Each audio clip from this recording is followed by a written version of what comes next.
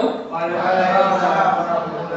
Ya, pertama-tama marilah kita panjatkan puji syukur kita kepada Allah Subhanahu wa taala yang telah memberikan kita nikmat sehat, nikmat sempat sehingga pada hari ini kita dapat berkumpul dalam acara aksi nyata calon guru penggerak saya nama saya Ridho Priyotomo, angkatan 5 dari Kabupaten Semarang. Salawat dan salam marilah kita selalu haturkan kepada junjungan kita, panutan kita Nabi besar Muhammad Shallallahu Alaihi Wasallam. Semoga kita termasuk umatnya yang beriman. Amin. Tutup di sini.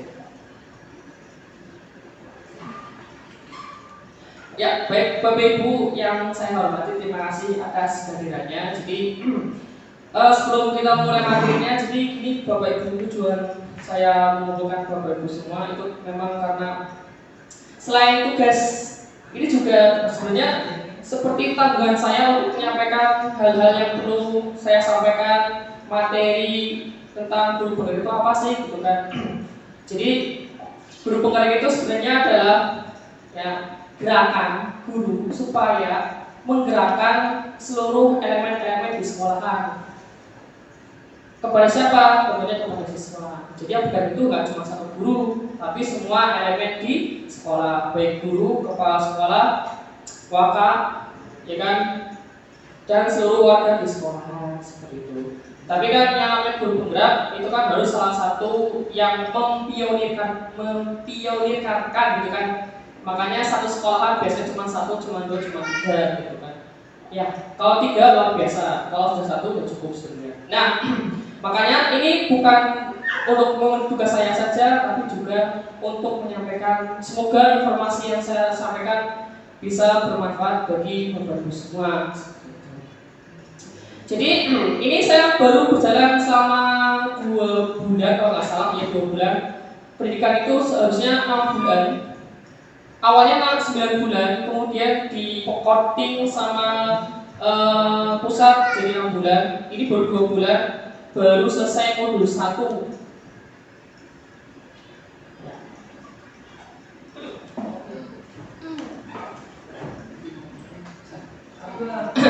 Nah, selama 2 bulan baru khatam modul 1. Ada berapa modul? Ada 3. Modul 1 itu aja sampai 4 ya. Nah, di sini yang saya jelaskan hanya modul 1.1 dan modul 1.4 karena modul 1.2 dan modul 1.3 itu lebih ke guru penggeraknya.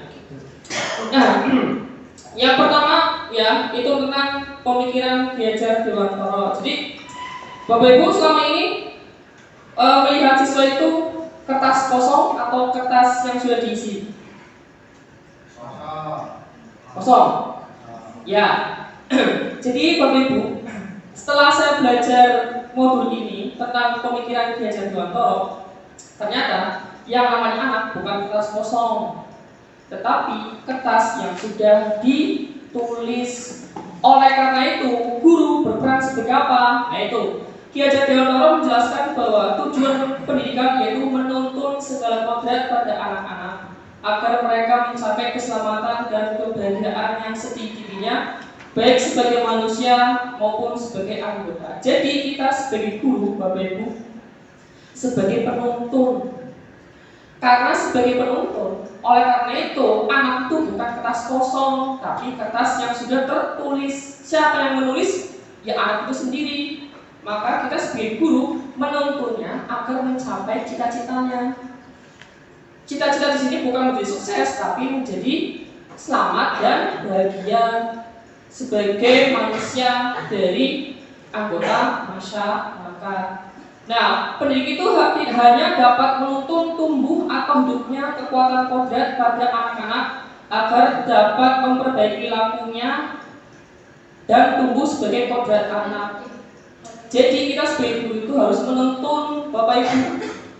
Jadi kalau Bapak Ibu masih beranggapan bahwa siswa itu adalah kertas kosong yang perlu kita tulis, itu kurang tepat. Yang tepat adalah anak sudah menuliskannya.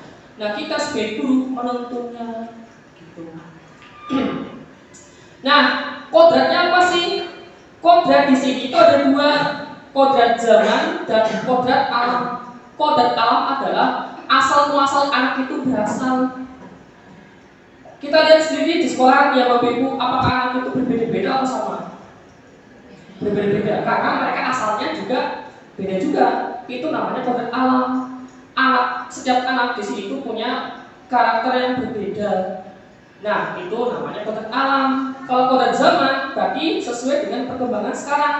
Kalau kita sebagai guru masih menggunakan teknik yang lama, maaf ya, bukan saya menceramai atau gimana ya, bukan saya sok pintar, ini saya hanya menyampaikan aja. Jadi kalau Bapak Ibu masih menggunakan teknik yang lama, hanya ceramah, mohon maaf ya, kita belum bisa melaksanakan apa yang dipikirkan oleh Ki Hajar Dewantoro. Karena ini zamannya zaman teknologi, maka suka atau tidak suka, tidak suka atau suka, kita harus mengikuti perkembangan yang ada. Oleh karena itu, pendidikan sekarang harusnya sudah mulai mengikuti zaman sekarang. Kalau teknologi sekarang, ya mau nggak mau kita juga harus memberikan teknologi. Gitu. Nah, dalam menuntun laku dan pertumbuhan kodrat anak, Ki Hajar Dewantoro mengibaratkan kita itu sebagai tukang kebun atau petani dan anak-anak itu sebagai benih. Jadi Bapak Ibu, ladang sekolah itu diibaratkan ladang. Anak datang itu benih. Benih itu tumbuh atau enggak? Tumbuh. Masalahnya itu berbuah bagus atau enggak tergantung yang nanam. Siapa yang nanam? Kita sebagai guru. Gitu. Jadi supaya anak-anak kita tumbuh dengan baik, ya kan, maka perlu dijaga kan. Nah, itu kita sebagai guru harus berlaku sebagai petani supaya benih-benihnya tumbuh dengan baik. Otomatis juga kita harus melindungi juga baik, gitu kan. Gitu. Nah, Ki Hajar Dewantoro juga mengingatkan bahwa pendidik itu sejatinya adalah menuntut anak mencapai kekuatan kodratnya sesuai dengan alam dan zaman. Tadi ya, alam dan zaman. Jadi kalau kita melihat siswa kita itu berbeda-beda, ya memang seperti itu adanya, ya kan? Jadi kalau misalkan kita mendapatkan siswa yang ABC, ya memang itu memang kodrat alamnya mereka masing-masing. Jadi dulu saya sebelum belajar ini, ya saya sama, lagi dapat anak seperti ini, lagi dapat anak seperti ini. Ternyata setelah saya belajar ini, ternyata kita jangan menyalahkan keadaan tersebut, karena itu sesuai dengan kodrat alam mereka masing-masing. Ya gitu. Jadi setelah saya belajar ini, saya sedikit sadar, bukan sepenuhnya malah. Iya. Ya, setelah ini kita akan belajar tentang ya, jadi Bapak Ibu ya, setelah ini kita akan belajar cara menghadapi siswa.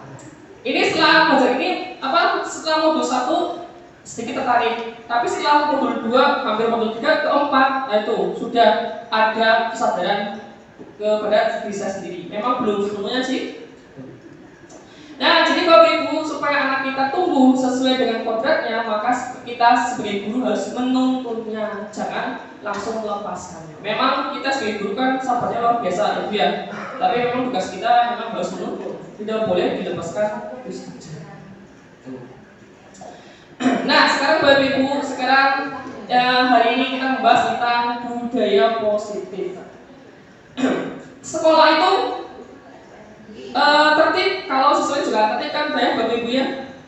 Jadi kalau sekolah itu tertib, maka akan tercipta yang namanya budaya positif. Nah, karena tentang budaya positif, maka hari ini erat kaitannya sama siswa. Kalau guru belum, tapi sekarang untuk modul ini lebih fokus kepada kita sebagai guru menghadapi siswa.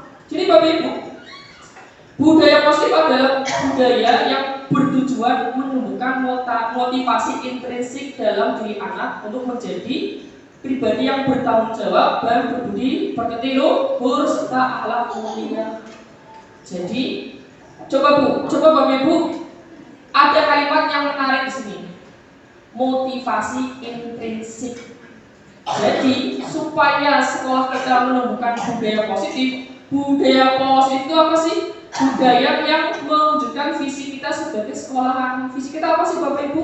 Nah itu, yaitu seperti lingkungan yang nyaman, hijau, aman, serta peserta didik lebih giat belajar dan lebih mandiri. Nah ini tentang belajar giat. Nah permasalahan soal kita kan siswanya kurang giat dalam belajar. Ya atau tidak Bu? Ya. Maka yang perlu kita tumbuhkan adalah motivasi intrinsik. Apa itu motivasi intrinsik? Motivasi yang berasal dari pribadi siswa itu sendiri. Oleh karena itu kita punya yang namanya aturan-aturan dan Bapak Ibu ya. Aturan yang tertulis sama aturan yang tidak tertulis. Tujuannya buat apa? Tujuannya yang memang tadi awal, yaitu membuat budaya positif. Jadi kalau siswa kita belum mempunyai motivasi dalam dirinya masing-masing, sekolah kita belum bisa mewujudkan budaya positif. Nah, gimanakah strateginya Bapak Ibu? Sebelum kita mencari caranya, kita kenal dulu yang namanya teori kontrol oleh Dr. William Glasser. Miskonsepsi tentang teori kontrol. Kenapa kita membahas tentang teori kontrol? Jadi supaya mewujudkan HP-nya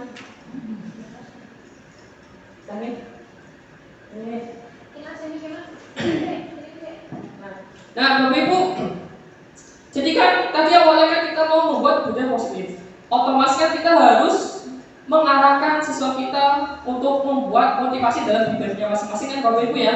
Tetapi ternyata kalau kita ingin mengarahkan siswa ke ABCD, ternyata kita mempunyai yang namanya miskonsepsi, ada kesalahan. Apa yang pertama? Guru mengontrol murid. Supaya siswa kita disiplin, yang biasa kita lakukan apa Bapak Ibu? Jangan lambat, gitu kan? Jangan suka terlambat, gitu kan?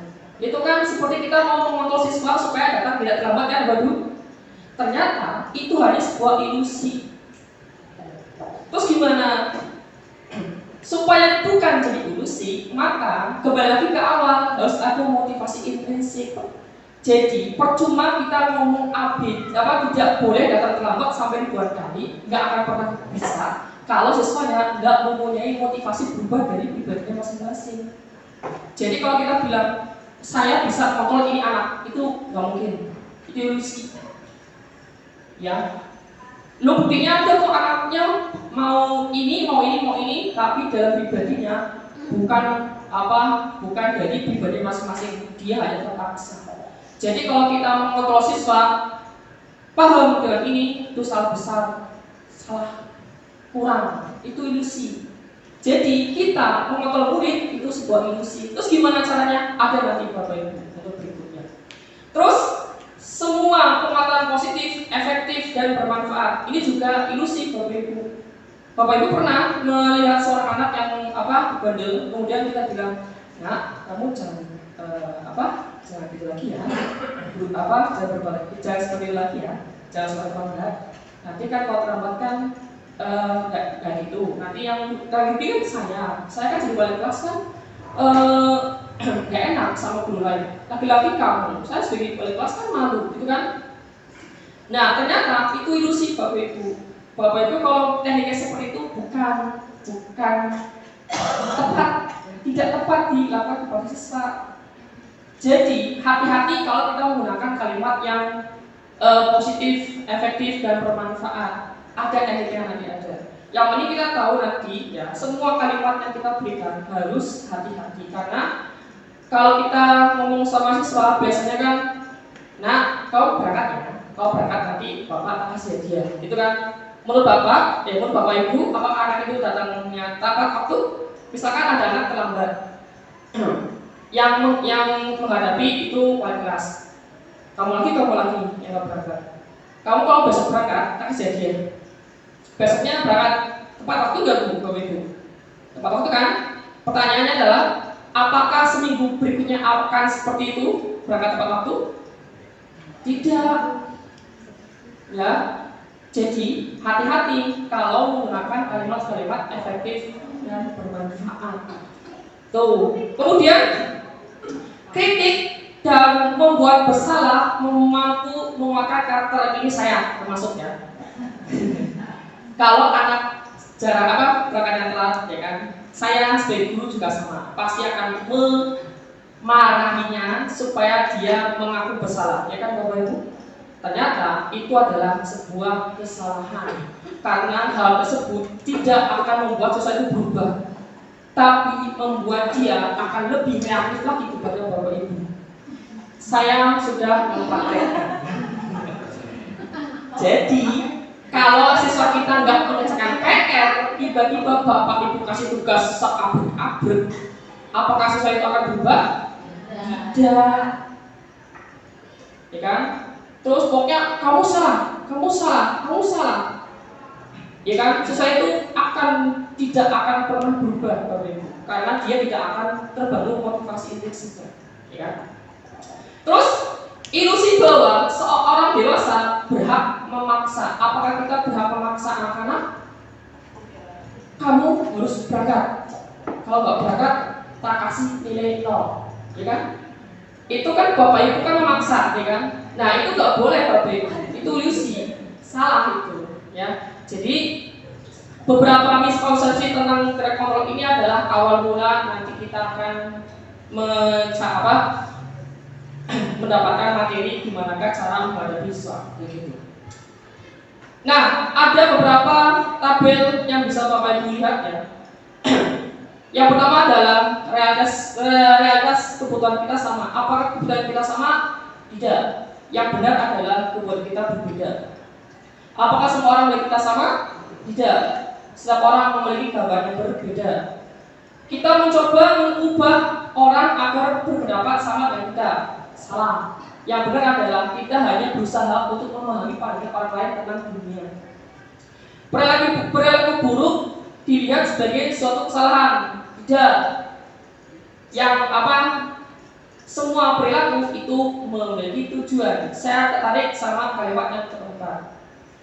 Jadi waktu diskusi sama fasilnya atau fasilitatornya, perilaku buruk itu dilihat sebagai suatu kesalahan. Nah, saya sadar kalau saya melihat anak yang bandel tidak mengerjakan PR, saya menganggap itu salah, gitu kan? Ternyata yang benar adalah semua perilaku siswa kita itu memiliki tujuan. Tujuannya buat apa? Nah, kita perlu yang namanya pendekatan sama siswa. Makanya ada Bu Mary sama Bu Widya. Oh, ini orang sudah mengaplikasikan teori ini itu. Nah, setelah saya baca ini, saya sadar ini anak jarang PR, pasti ada tujuannya. Makanya saya pernah ingat sekali kalau anak bandel itu pasti pengen mencuri perhatian sama guru kan. Ya, sejak saat itu oke. Saya sadar. Ya, saya jujur aja. Saya setelah membaca modul 1.4 isin. Setelah ini lebih isin lagi dari Bapak Ibu. Orang lain bisa mengontrol saya. Yang benar adalah hanya Anda yang bisa mengontrol diri Anda. Kalimat yang kelima artinya adalah yang bisa membuat siswa kita berubah itu dari siswa itu sendiri, bukan dari kita. Makanya balik lagi ke awal, kita tuh hanya sebagai penuntun. Kita tuntun anaknya supaya baik, tapi berubah atau enggaknya itu berasal dari anaknya itu sendiri, bukan dari kita. Paham ya Bu ya? Maksudnya Bu ya? Jadi kita tuh hanya bisa menuntun, tidak boleh mengontrol itu anak. Pokoknya tiap hari saya lihat kamu loh. Nah itu gak boleh. Yang kita lihat adalah kita menuntunnya supaya dia punya kesadaran pribadi. Untuk apa Bapak Ibu? Ya untuk berubah. Saya bisa mengontrol orang lain. Yang benar adalah Anda tidak bisa mengontrol orang lain. Ya, memang. Saya juga heran. Setiap anak saya yang saya marahi ABCD, kan? Tak kira besoknya berubah. Masih sama.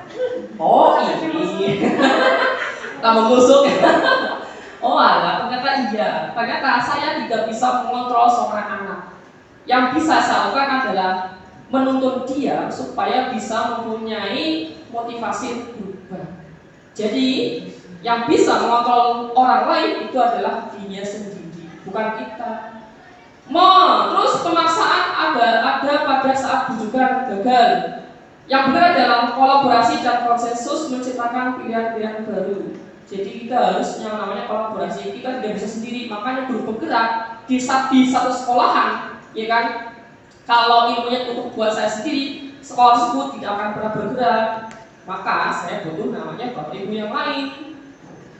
Oleh karena itu, setiap kali ada Zoom, Google bergerak itu, ya pasti yang namanya fasilitator mengingatkan untuk kita untuk berdiskusi dengan guru yang lain supaya ada kolaborasi.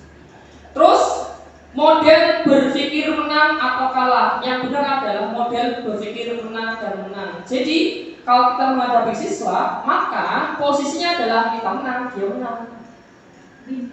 Win-win solution. Kita tidak boleh kita menang dia kalah. Misalkan kita sidang sama anak gitu kan. Kalau kita menang pasti kan langsung merasa bersalah gitu kan. Nggak boleh seperti itu ternyata. Kalau posisi kita seperti itu terus, ini anak nggak akan pernah berubah. Terus gimana caranya? Ada yang namanya win-win solution. Gimana? Nah, berikutnya ada. Nah, sekarang kan karena berhubungan dengan siswa, pasti kan kita tahu yang namanya disiplin, gitu kan Bapak Ibu? Disiplin itu apa Bapak Ibu? Waktu saya pertama kali, menjelaskan disiplin, ya yang penting anak paham, anaknya tahu yang kita sampaikan, dan anak itu mau itu kan jalan gitu kan. Ternyata yang benar adalah disiplin itu kan sering dibuat sama hukuman, padahal itu sangat berbeda Bapak Ibu. Karena yang namanya disiplin tidak harus memberi hukuman, justru alternatif terakhir kalau perlu tidak digunakan sama sekali. Ternyata disiplin dengan cara menghukum itu disarankan tidak digunakan sama sekali. Kalau itu pun terpaksa, maka sebagai alternatif yang terakhir. Ki Hajar Dewantara menyatakan bahwa untuk mencapai kemerdekaan dan konteks pendidikan kita saat ini, yaitu menciptakan murid yang merdeka. Makanya kurikulum sekarang namanya kurikulum merdeka. Oleh karena itu tujuan kita adalah menciptakan profil pelajar Pancasila yang memiliki motivasi internal. Jika kita tidak memiliki motivasi internal, maka kita perlu pihak lain untuk mendisiplinkan kita atau motivasi eksternal. Nah ini coba Bapak Ibu, kalau kita tidak bisa mempunyai motivasi internal, maka perlu pihak lain untuk mendisiplinkan kita. Nah itu kita sebagai guru harus hadir di siswa tersebut untuk menciptakan motivasi dari pribadinya masing-masing. Nah itu karena berasal dari luar, bukan dari dalam kita sendiri. Tadi masalah dari kontrol kan Bapak Ibu, ya. Jadi kita tidak bisa mengontrol murid. Yang bisa apa? Yang bisa adalah siswa yang mengontrol dirinya sendiri. Makanya perlu adanya motivasi internal. Kalau tidak bisa, maka ada yang namanya motivasi eksternal. Itu pun hanya sebagai bantuan. Gitu. Nah, sekarang masalah hukuman, konsekuensi, dan restitusi. Ini yang bikin saya belalak mata naik. Tindakan terhadap suatu pelanggaran pada umumnya itu berbentuk hukuman atau konsekuensi. Ternyata hukuman sama konsekuensi itu adalah tingkat yang paling rendah dalam menciptakan budaya positif dalam siswa. Terus yang paling tinggi apa? Restitusi. Restitusi adalah proses menciptakan kondisi bagi murid untuk memperbaiki kesalahan, sisa, ya kan? Sehingga mereka bisa kembali pada kelompok mereka dengan karakter yang lebih kuat. Restitusi juga merupakan proses kolaboratif yang mengajarkan murid untuk mencari solusi. Ini Bapak Ibu, proses kolaboratif.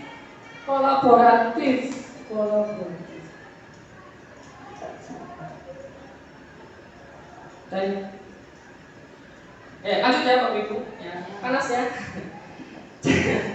Jadi Bapak Ibu, kalimat ini yang bikin saya tuh penasaran nih. Restitusi merupakan proses kolaboratif yang mengajarkan murid untuk mencari solusi untuk masalah mereka. Berarti siswa kita yang punya masalah tidak atau jangan sampai dihukum, apalagi dikasih konsekuensi. Tapi dikasih apa? Restitusi. Apa itu restitusi? Yaitu proses kolaboratif. Jadi si kita sama gurunya, siswa, kita guru sama siswa itu harus saling kolaboratif. Terus yang mencari solusi siapa? Bukan kita, bukan gurunya, tapi siswanya. Itu namanya restitusi. Gitu. Karena apa? Membantu murid berpikir tentang seperti apakah yang mereka inginkan dan bagaimana harus memperlakukan orang lain. Ini nanti ada Bu. Nah, ini bedanya hukuman sama konsekuensi dan restitusi. Hukuman sesuatu yang bikin sakit dan harus terjadi. Tapi kalau konsekuensi sesuatu yang harus terjadi. Tapi kalau restitusi adalah merupakan pilihan. Kalau hukuman tidak nyaman dalam jangka panjang, konsekuensi juga tidak nyaman. Restitusi menguatkan murid anak dalam jangka waktu yang lama.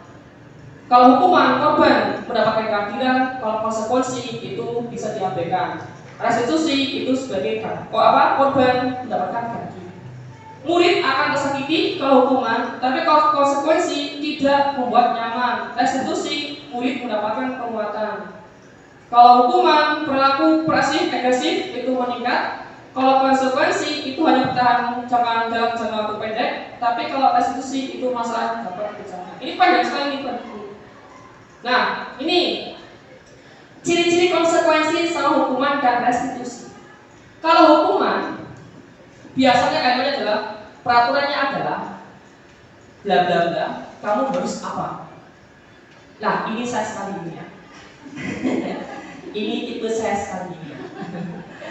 Tapi kalau konsekuensi bukan apa ya peraturannya, mampukah kamu melakukannya?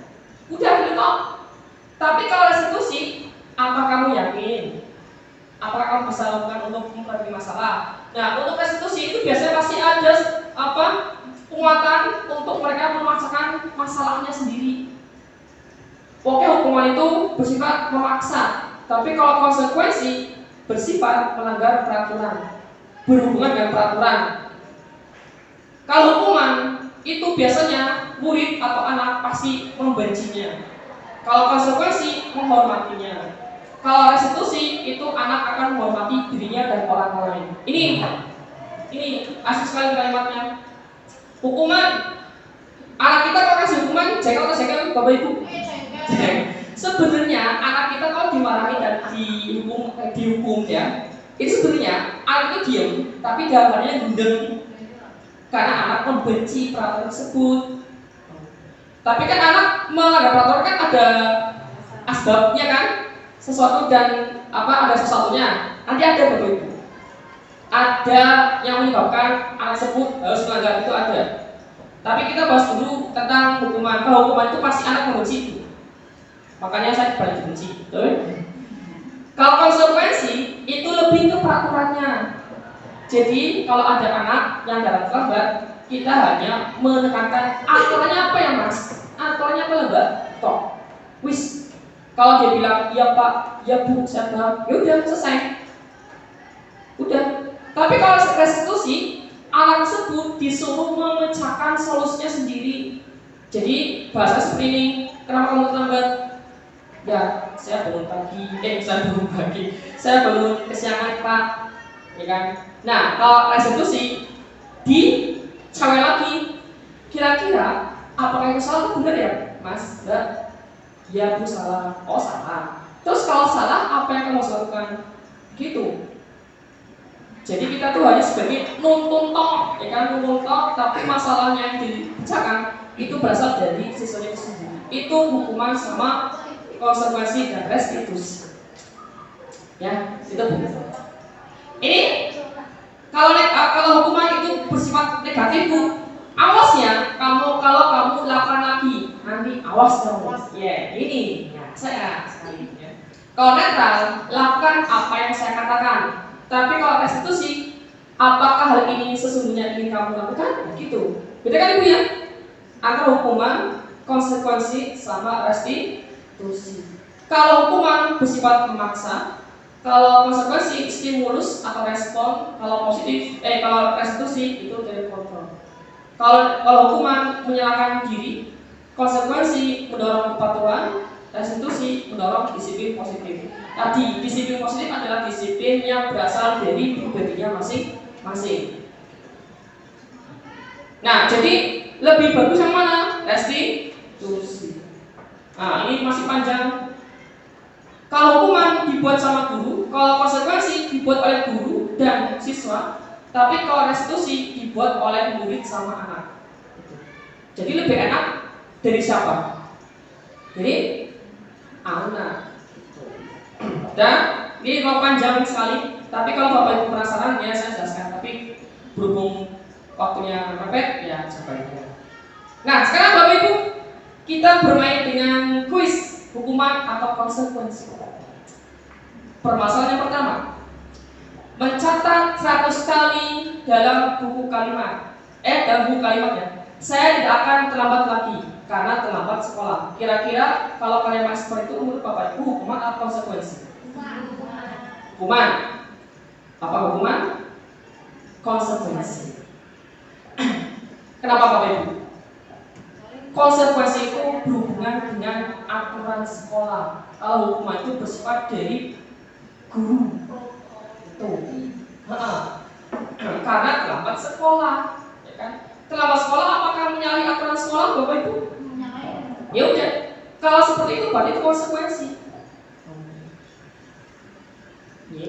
Kedua, lari mengelilingi lapangan basket 2 kali karena terlambat dari sekolah. Konsekuensi atau hukuman? Yes, hukuman. Mengelilingi lapangan basket. Ini olahraga itu jawabnya. Terus membersihkan coretan yang dibuatnya di meja tulis. Hukuman atau konsekuensi Bapak Ibu? Konsekuensi. Tahu, ya kan? Udah coba. Kan? Berikutnya tentang keyakinan kelas. Nah ini Bapak Ibu, kalau kita pengen siswa kita disiplin, pasti kan ada aturan gitu kan ya. Ada aturan tertulis, ya kan? Nah, kalau keyakinan kelas itu adalah peraturan yang tidak tertulis. Keyakinan yaitu nilai-nilai kebajikan universal yang disepakati secara tersirat dan tersurat lepas dari suku, negara, bahasa, dan agama. Seseorang akan lebih tergerak dan bersemangat untuk menjalankan keyakinannya daripada hanya sekedar mengikuti serangkaian peraturan terus tanpa makna.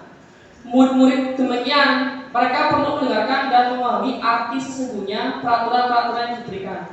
Apakah nilai kebajikan di bab tersebut, apa tujuannya, dan menjadi daya tarik atau takut sehingga hanya sekedar mengikuti serangkaian peraturan-peraturan yang mengatur mereka tanpa memahami tujuan kuliah.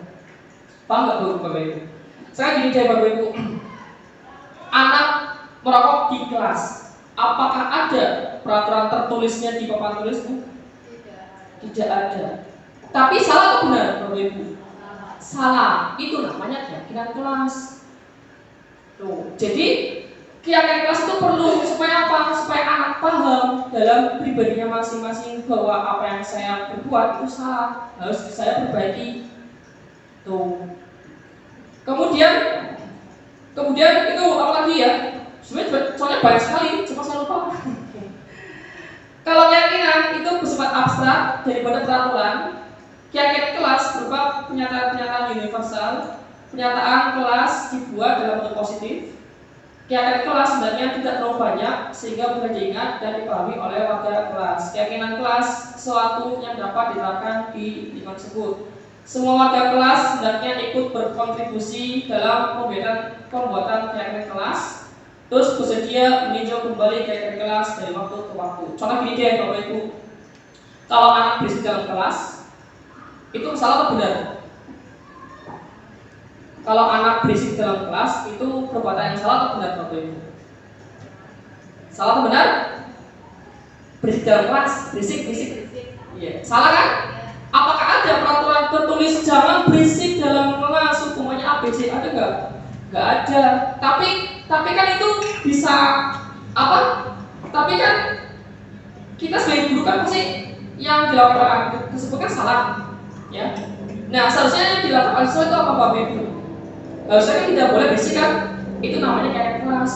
Jadi lebih baik peraturan tidak usah banyak-banyak, tetapi mereka punya yang namanya keyakinan kelas. Oh, bahasa seperti itu Bapak Ibu. Ya, semoga paham. Oke. Sekarang ini yang bikin anak itu ya nurut atau enggak, ternyata penyebabnya adalah yang namanya kebutuhan dasar manusia. Ya, kebutuhan dasar manusia bukan sandang dan papan ya Bapak Ibu, tetapi justru yang namanya kebutuhan manusia yang paling utama adalah bertahan hidup. Maka yang namanya bertahan hidup, orang itu perlu yang namanya kesenangan, cinta dan kasih sayang, kebebasan dan penguasaan. Jadi anak kita kalau bandel dibilangin A, B, C, D masih melakukan hal yang sama, artinya dari semua ini masih ada yang belum terpenuhi. Guru BK pasti tahu. Ya, soalnya gini deh Bapak Ibu, kalau kita mengajar di kelasnya itu berisik sekali. Soalnya di kelas 10 TKR dan lain-lain gitu lah. Ternyata kita itu jangan menyalahkan, oh kelasnya ramai teman, kelasnya ribut teman.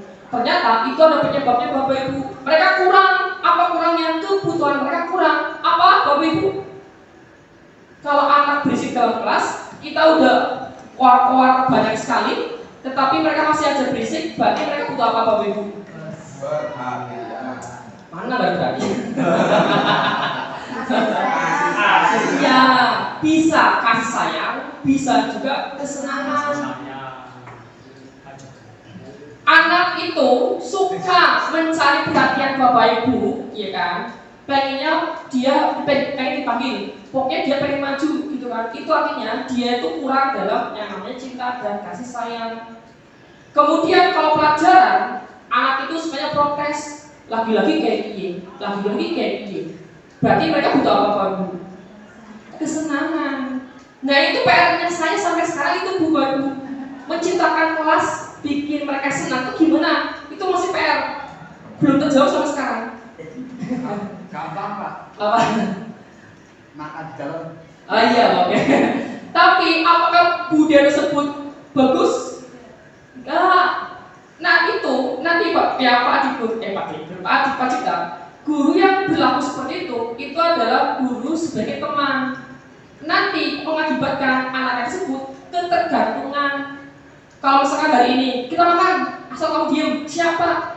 Besok apakah sama? Gak usah dikasih makan, tapi mereka masih diem. Pasti kan balik lagi ke awal kan Bu, Bapak Ibu, bersih lagi kan? Iya, karena kita berlaku sebagai teman.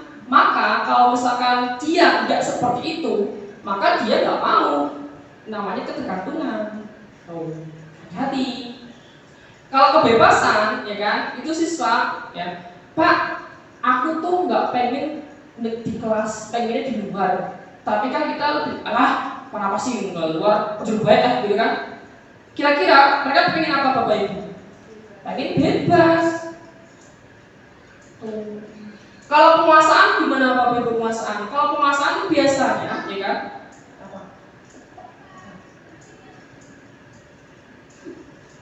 Ya, itu udah ada. Kalau penguasaan, ya kan? Siswa itu belum kita beri kebebasan dalam mereka belajar. Ya, biasanya, gini. Yang namanya penguasaan, ya kan, kita harus memberikan di mereka anak-anak, ya kan, kebebasan dalam berekspresi Bapak Ibu. Karena penguasaan orang itu kan berbeda-beda. Makanya kalau kita ngajar di kelas, jangan langsung pukul rata, dah. Pokoknya kalau saya ngajar perkalian semua. Kalau saya ngajar pembagian semua. Seharusnya adalah kita harus memperhatikan penguasaan mereka masing-masing. Nanti ada kan cuma. Jadi yang penting kita tahu ya, siswa kita itu berubah karena ada salah satu atau mungkin lebih dari satu kebutuhan mereka yang kurang. Tuh. Nah, PR saya itu masih Pak. Nah, makanya kita kita perlu yang namanya posisi kontrol sebagai guru. Nah ini yang tadi Pak Cipta bilang ya. Kita sebagai guru ada bermacam-macam posisi. Tapi kalau di materi itu ada 5. Yang pertama adalah pendukung. Ini saya sekali. Ciri-cirinya apa? Nada suara tinggi. Terlihat dari bahasa tubuh, matanya melotot dan selalu menunjuk-nunjuk. Kalimatnya pasti tidak tahu lah ya. Terlambat lagi. Pasti terlambat. Selalu datang terlambat. Kapan bisa datang waktu? Nah, tanyakan kepada diri Anda. Bagaimana perasaan murid bila guru berbeda seperti itu? Apakah pada saat muridnya datang terlambat? Kira-kira perasaan gimana Bapak Ibu? Kalau kita marahin anak tersebut kan masih diem, ya kan? Ya tadi, kalau kita marahin anak, belum tentu dalam hatinya juga paham, juga mau. Setelah saya baca ini, innalillahi wa inna ilaihi raji'un. Astagfirullahaladzim, berarti saya selama ini salah. Gak boleh. Kenapa gak boleh? Ya, kalau kita sering memarahi, murid akan marah. Dan kalau gak marah, pasti mendendam dan bersifat agresif. Jadi, kalau kita memarahi murid, ternyata efeknya bukan manu ternyata mereka lebih agresif lagi. Kalau nggak agresif, minimal dia punya dendam. Bisa jadi sesudah kembali duduk, misalkan ya, murid tersebut akan, misalkan ini contoh nih ya, lebih duduk lagi sepulang sekolah, murid melihat motor atau mobil Bapak Ibu dan akan menggores kendaraan tersebut dengan paku. Ya. Itu dendam ya Bapak Ibu. Kalau saya dulu pernah ya, jadi nggak tahu saya marah di hari apa, kemudian 2 minggu depan motornya kempes. Ya, setelah dicek sama mas-mas itu di apa? Itu tambal ban nggak ada bocor kok mas. Oh, oke, terima kasih.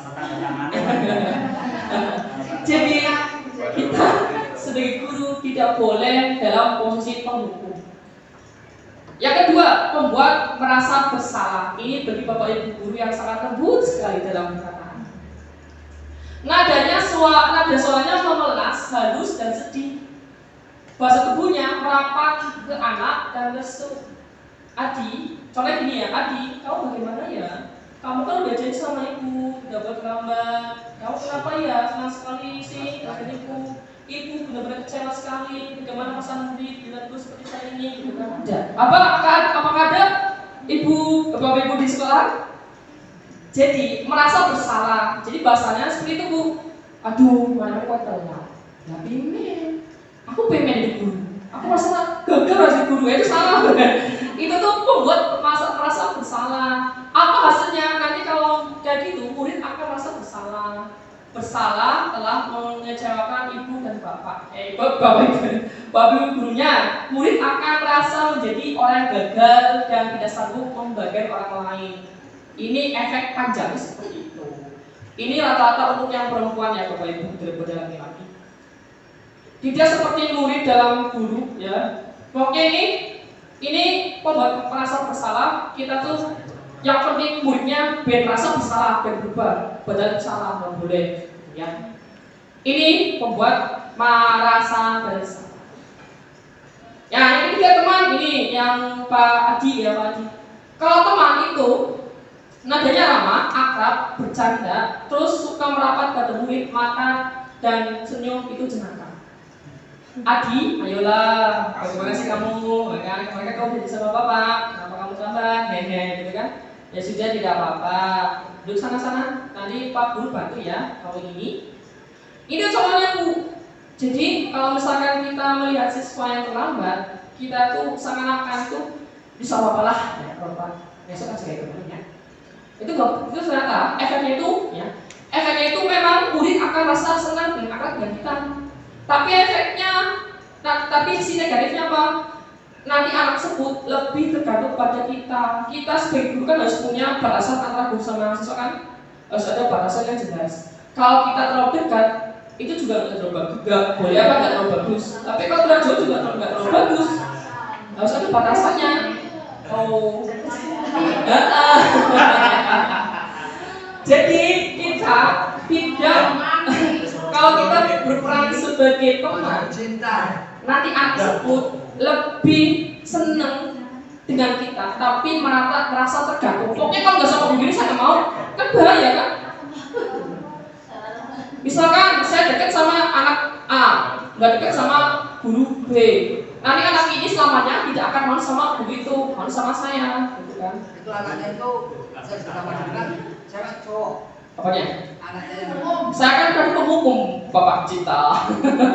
Saya lebih penghukum Pak daripada teman. Mungkin Bapak itu punya pengalaman jadi teman gitu. Kalau kita berposisi sebagai teman, nanti anak tersebut lebih tergantung sama kita. Ah, aku nggak mau guru itulah, aku mau gini aja. Nah, itu merasa ketergantungan, itu nggak boleh sebenarnya. Kalau saya sih tadi lebih ke penghukum. Pernah nggak membuat merasa bersalah? Pernah, jadi wali kelas. Tapi kalau teman, saya pernah ya di kelas 10 TKS. Saya membuat merasa bersalah dan ternyata hasilnya sama, nggak pernah berubah. Yang keempat, pemantau. Nah ini, kalau pemantau itu lebih datar dan suara tubuhnya, bahasa tubuhnya itu bersifat formal. Ini tuh lebih ke saklek, Bapak Ibu. Jadi kalau kita berperan sebagai pemantau, itu kesannya saklek. Pokoknya kalau kamu melanggar ini, kamu salah. Udah, contohnya gini, Adi, tahukah kamu jam berapa kita mulai? Tahu Pak, kamu terlambat 15 menit. Apa kamu tahu konsekuensinya? Ya kan? Harus dilakukan bila terlambat. Paham Pak, saya harus jaga kelas dalam jam istirahat nanti, jaga tugas dari dengan saya. Iya benar. Nanti pada saat jam istirahat kamu harus tinggal di kelas untuk menyelesaikan tugas yang tertinggal tadi. Saya tunggu. Nah itu, jadi ini lebih saklek. Jadi kalau misalkan kita punya, misalkan ada di kelas ada anak yang tidak mengerjakan tugas. Nah, pemantau seperti itu. Kamu tidak mengerjakan tugas ya? Tidak, keluar tuh kelas. Saya tunggu tugasnya kamu boleh masuk kelas lagi kalau sudah mengerjakan tugas. Itu pemantau. Apakah kita pernah seperti itu? Ya, saya pernah. Jadi waktu itu ada anak yang tidak mengerjakan tugas. Kan saya bilang, kamu paham kan aturannya? Ya. Kalau nggak jadi tugas gimana? Apa Pak? Kamu dikeluarkan dalam kelas. Tidak. Kamu boleh masuk kelas kalau mengerjakan tugas. Apa hasilnya? Hasilnya apa? Hasilnya mereka ya besok-besok lagi nggak pernah berubah. Itu sebagai pemantau lebih saklek Bapak Ibu daripada yang tadi teman. Kalau pemantau itu lebih berperan sebagai sebagai itu aturan lah gitu. Kalau kamu melanggar aturan, kamu salah. Kalau salah sekian, udah. Itu. Yang terakhir ini manajer. Ini lebih baik jadi manajer. Nah ini saya masih belajar Bapak Ibu. Manajer itu soalnya hak tulus, bahasa tubuh dikaku dan mendekat ke murid. Contoh gini, Pak Guru bilang tadi, apakah kamu mengetahui jam berapa sekolah dimulai? Pak Di bilang, tahu Pak, jam 7. Pak Guru bilang, ya, jadi kamu terlambat ya. Kira-kira bagaimana kamu akan memperbaiki masalah, ya kan? Kalau manajer, ya kan, kita sebagai guru justru memantik mereka untuk mencari solusinya sendiri. Nanti kan anak kan jawab, saya bisa menanyakan kepada teman saya Pak untuk menjaga tugas yang tertinggal. Kan ini kan solusi. Guru apa? Baik, itu bisa dilakukan. Terus, apakah berhenti sampai situ toh? Enggak, ada lanjutannya.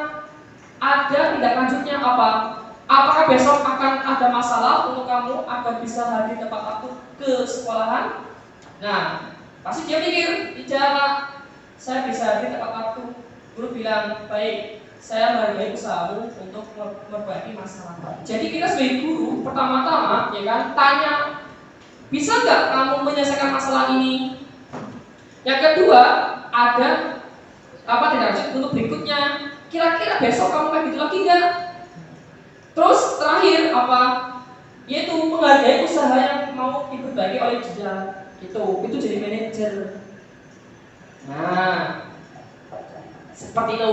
Jadi kita sebagai guru, ya paling bagus itu adalah poin yang kelima, yang satu paling rendah, yang 5 paling tinggi. Jadi kita sebagai guru seharusnya ya tidak boleh langsung menghukum, tapi mencari masalah yang dihadapinya, kemudian cari solusinya, tapi solusinya bukan dari kita, tapi dari siswa. Setelah mereka tahu solusinya, kita tanya besoknya kayak gitu lagi enggak, itu tindak lanjut.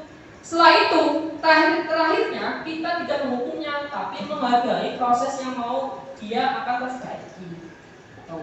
Nah, kalau kita seperti itu nanti hasilnya adalah sesuatu itu pasti akan berubah lebih baik lagi. Dari manajer, cuma untuk menjadi seperti itu memang susah. Jadi kalau saya jujur ya, sekarang saya masih di sini, masih di penghukum.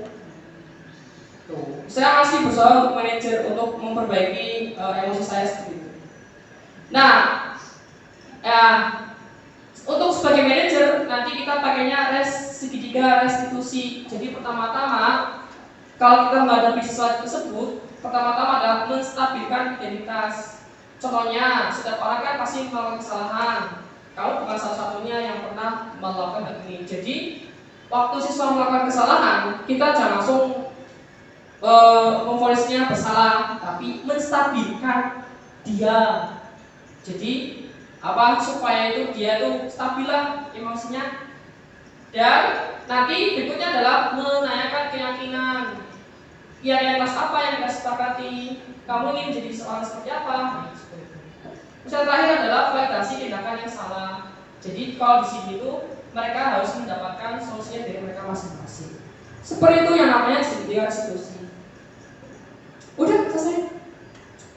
Ya, jadi itu paparan singkat dari saya Bapak Ibu. Jadi inilah modul yang saya pelajari selama saya jadi calon guru penggerak. Kok masih calon? Ya Bapak Ibu.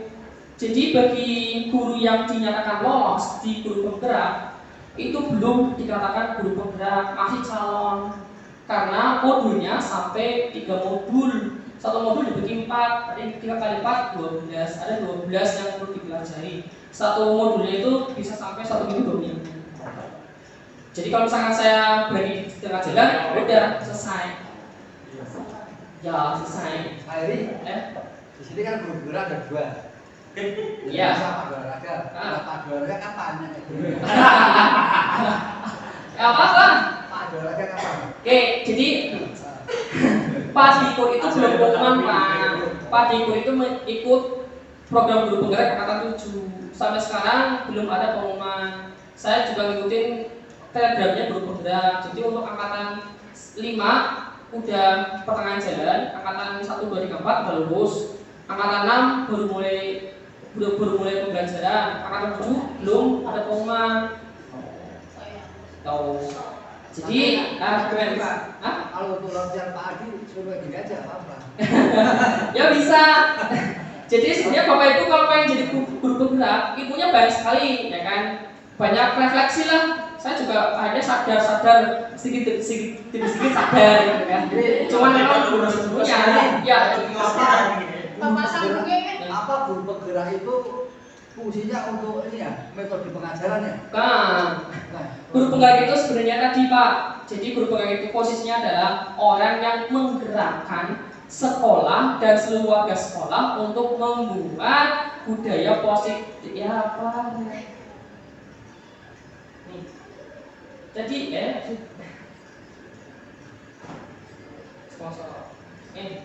Jadi guru penggerak itu sebenarnya untuk menggerakkan semua warga sekolah Bapak. Enggak cuma metode pengajaran doang, tapi seluruh elemen. Jadi semua yang terjadi di sekolahan itu dibahas semua Pak di guru penggerak. Ini kan modul 1 lebih ke siswanya Pak. Modul 1 lebih ke siswanya. Nah, modul 2 nanti lebih ke warganya. Nah, modul ketiga nanti untuk semuanya Pak, elemen by elemen, step by step. Tuh. Jadi kalau misalkan Bapak Ibu ngomong, guru penggerak nanti gaji 6 juta, impi Ibu. Enggak. Sangat jelas maksudnya. Guru penggerak hanya difasilitasi waktu prakarya, waktu kita ketemu sama guru lain. Jadi satu grup itu SD, SMP, TK gabung jadi satu. Jadi setiap guru itu pasti punya permasalahan berbeda-beda. Nah, itu kalau guru benar seperti itu Pak, banyak materinya, tapi emang asik Pak, asik sekali. Wong ini aja saya baru baca modul 1, kayak gitu. Berarti kita jadi guru kan bisa jadi penonton ya.